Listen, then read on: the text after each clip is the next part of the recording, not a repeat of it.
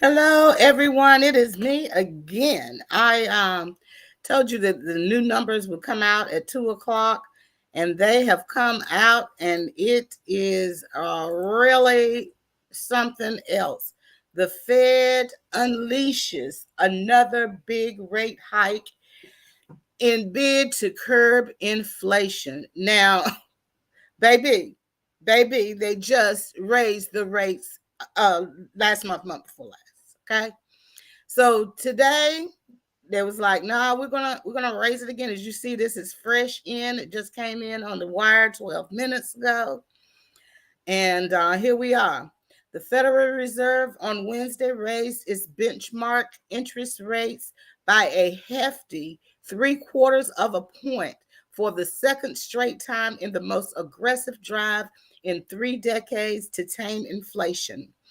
The Fed's move will raise its rates, which affects many consumer and business loans, to a range of 2.25 to 2.5, its highest level since 2008.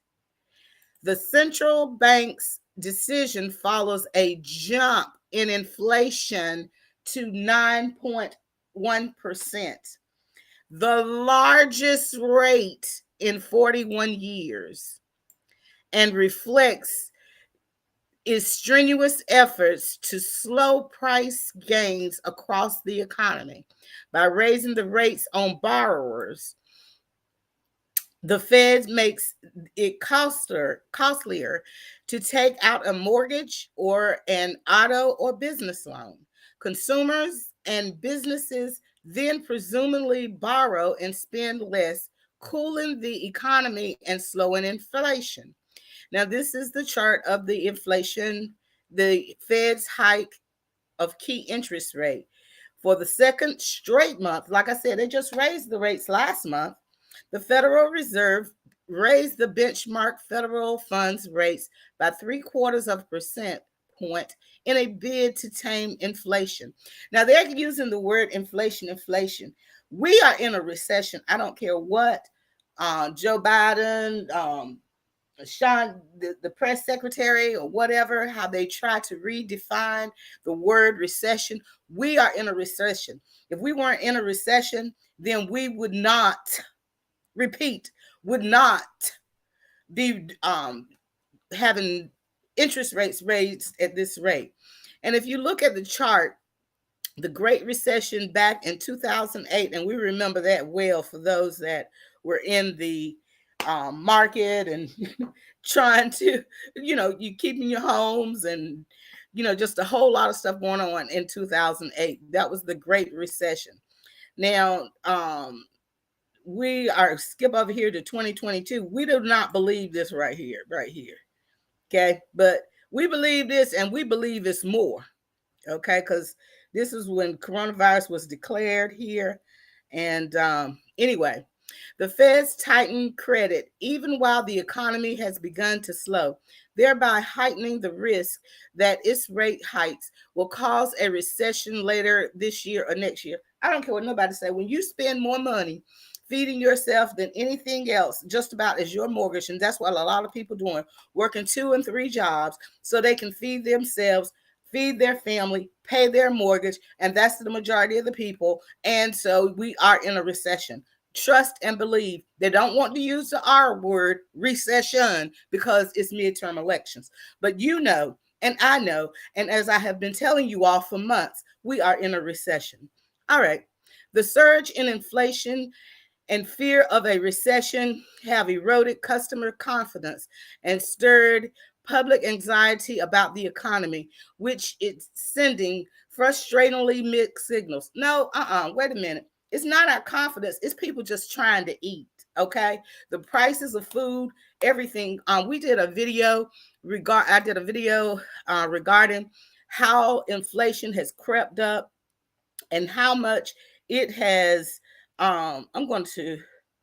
This is where I go over the numbers of how much inflation has risen in the last just few months since last year. So I'm going to share that now in the chat.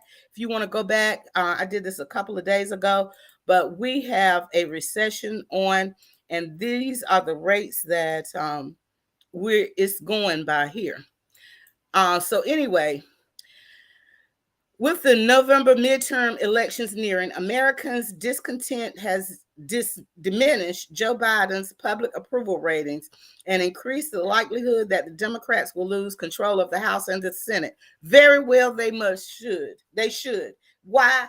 Because they've had control of the House, the Senate, and the presidency. And we've seen what we've gotten over the last 2 years. It's time for them to go. They spend like nobody else's business. Like there's no end. If you ran your house like they run our country, you would be in debt and you would not be able to afford anything. You cannot send billions of dollars to one country, then another to another, and other over here another, and not take care of home. This Joe Biden and the Democrats are not taking care of home.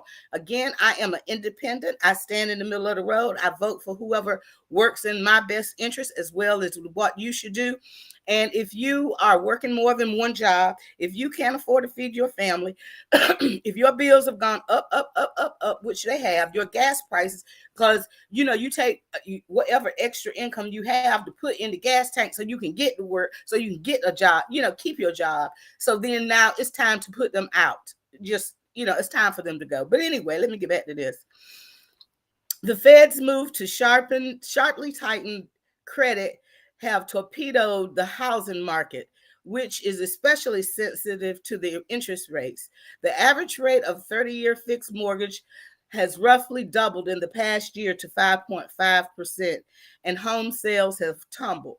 Well, they should have tumbled. The home sales rent went crazy. People just, greedy. People were buying houses sight unseen. People, they ask 100,000 for the house. People were bidding 200,000, and it wasn't even worth it. I mean, it's just insane, and it's just insane what was going on. So now we're gonna see. We soon. I trust and believe. At this rate that this country is going now, we're gonna see 2008 again. We're gonna see it. We're going to see it. So let me get back here to this. At the same time, consumers are showing signs of cutting spending in face of high prices, and business surveys suggest that sales are slowing. Of course, they have no choice but to cut any other excessive spending because they need to eat. They need to feed their family. They need to get to work. This is general survival. It's unfortunate that we, as one of the richest nation in the world, that people are in survival mode just from day to day. It's sad. The central bank is betting on that it can slow growth over enough to tame inflation, yet not so much as to trigger a recession, a risk that many analysts fear may end badly. We're already in a recession, y'all. They keep changing the definitions. I put a video referral for Rhonda May. She did a video on that, on how they're changing the definition. She did a great job. Go over there and watch that. Go to our last video, and the link is over there. In a statement the Fed issued after its latest policy meeting ended, it acknowledged that while indicators of spending and production have softened, job gains have been robust in recent months, and the unemployment rate remains low. Hold up. The reason why job gains is because prices are so high. People are having to have multiple jobs. They're not factoring into this. Job gains, there are no job gains. There was job loss, but they're only recouping the jobs that was lost during C-19. Let's just be truthful with the facts. Let's just be truthful with that. There are job gains because people are really having to work multiple jobs to even survive. The Feds typically assign high importance to a pace of hiring and pay growth because when more people earn paychecks, the resulting spending can fuel inflation. Okay.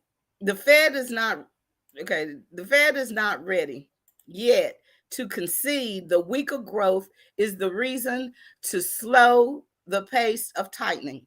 On Thursday, when the government estimates the gross domestic product for April through June period, some economists think it may show that the economy shrank for the second straight quarter. That would meet one long-standing assumption for when a recession has begun. But economists say that they that wouldn't necessarily mean recession had started. See, they just playing word games. They're playing word games with you all. They're playing games with you all. There is a recession on. Trust and believe. Um, let's just say this. According to the definitions that they used to use prior to Joe Biden being president, we're in a recession. Okay. During those same 6 months, when the overall economy might have contracted, employers added 2.7 million jobs, more than in most entire years before the pandemic. Wages are also rising at a healthy pace, with many employers still struggling to attract and retain enough employees. Still slowing growth put the Fed's policymakers in a high risk quandary. How high should they raise borrowing rates if the economy is decelerating? Weaker growth, if it causes layoffs and raises unemployment, often reduces inflation on its own. The dilemma could become an even more consequential one for the Fed next year, when the economy may be in worse shape and inflation will likely to exceed the central bank's 2% target. How much recession risk are you willing to bear to get inflation back to 2% quickly versus over the course of several years, as Nathan Sheets, a former Fed economist who is a global chief economist for Citi. Those are the kinds of issues they're going to have to wrestle with. Anyway, this is the article. I put it in the chat. I just wanted to come on live real quick to let you all know that the new rates have been interest rates. So if you want to purchase a home, you're paying more interest rates. You're going to pay a higher interest rate. If you're a business person and you're trying to borrow money to stay afloat, because that's what a lot of businesses do during times when you borrow money to stay afloat, or not just necessarily to stay afloat, but to buy additional equipment, to hire more staff. Well, the interest rates are going to be higher now. And so with higher interest rates, then that's going to impact the cost of goods. And it's also going to impact unemployment. So when businesses have to pay more money to borrow money, it is going to trickle down. I know, what was it, Ronald Reagan's trickle down economy. But when businesses have to pay more to borrow money, someone is going to pay for it, and it's not going to be the businesses. They're going to put those costs on the consumer. So prices of goods are going to continue to go up. Right now, people are just struggling to even buy the necessary food, gas in their car.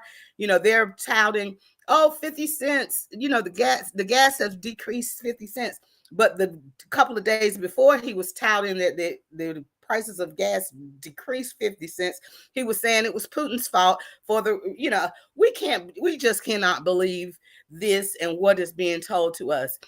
I tell you, as I always do, prepare, be wise with your spending, and make sure that you put your money put yourself, your family in a position that you are taken care of. But anyway, I just wanted to come on for this quick live to let you know, because we were on earlier and I was letting you know that there was the information coming out at 2 o'clock. Please remember, like, share, and subscribe the video and let everybody know. So anyway, I want to thank you so much. And also remember, we have a lot of content on our TV network, Save News TV, on Roku and Amazon Fire TV. We are able to say what we want to say when we want to say it. We come on these social media platforms because there's a lot of you over here, but our audience over there is huge. And so we come over here because we want you all to get some information.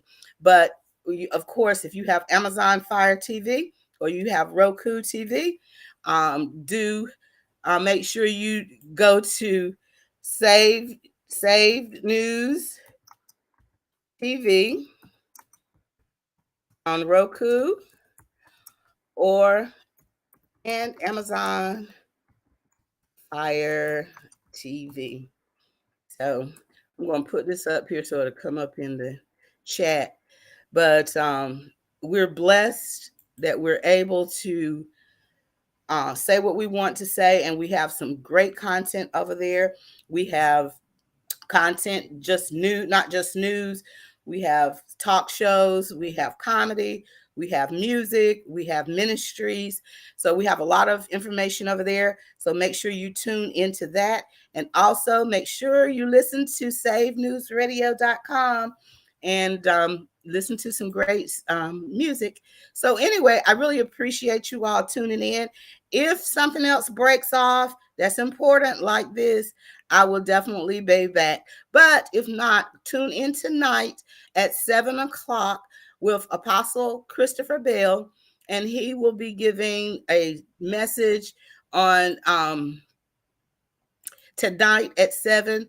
And it is Can You Believe? You do not want to miss it tonight at 7. Tune in to Save News TV. All right. God bless. Bye.